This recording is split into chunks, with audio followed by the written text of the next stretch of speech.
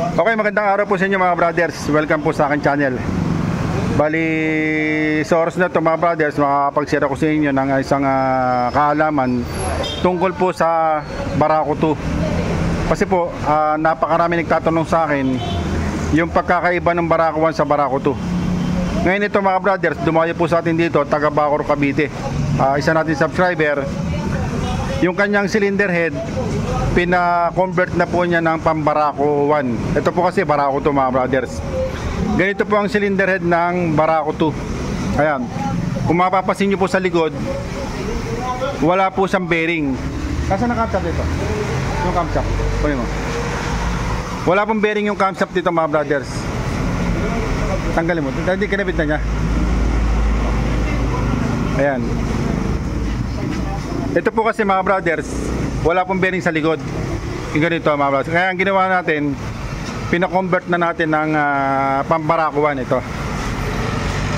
Inalisan natin ang bali pinatorno po natin. Pinalagyan natin ng bearing na 6202. Ito po yung 6202 mga brothers. Ngayon yung Barako 2, wala pong bearing sa likod. Ayan.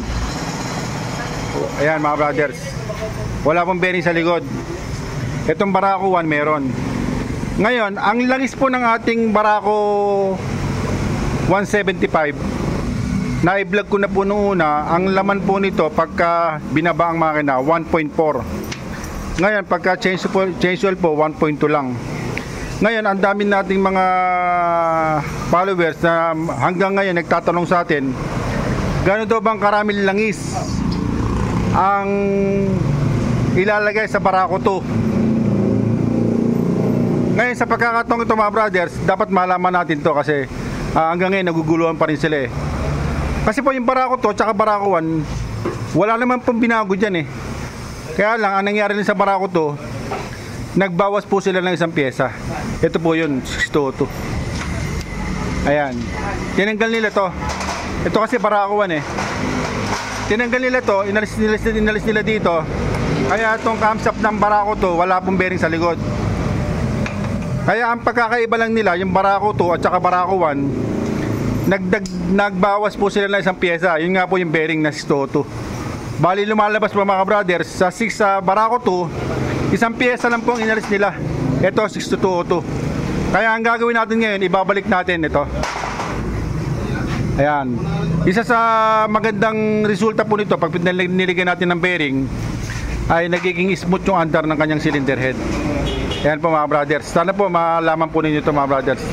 Wala pong nabago sa makina, sa Barako 1 at saka Barako 2. At bagkos, nagbawas pa sila ng isang pyesa. Ito nga po 602. Binawas nila to, inalis nila. Kaya ibabalik natin. Ayan, para maging smooth yung andar niya. Okay? Ngayon, ginagawa ko po ito mga brothers, pagka yung kanyang likod ng cylinder ay lumuluwag. Kasi dumarating sa pagkakataon, luluwag po yan eh, gaganon yan no. Mawawala yung timing. Pagka lumuwag po yung likod ng ating cylinder head ng camshaft, ang mangyayari mga brothers, pag sinunap natin yung kanyang rocker arm, pag umikot po yung camshaft, nagbabago po ang alignment, kaya nagkakaroon ng legitik. Kasi nawawala na po sa align yung kanyang camshaft.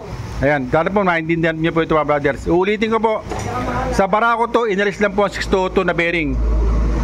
Yun po pagkakaiba. Kaya walang dapat baguhin sa langis. Ganun pa rin po langis niyan, 1.2. Pag nag-change oil at pag nag-overall ay 1.5. Okay, sige, hanggang dito lang. Maraming po salamat.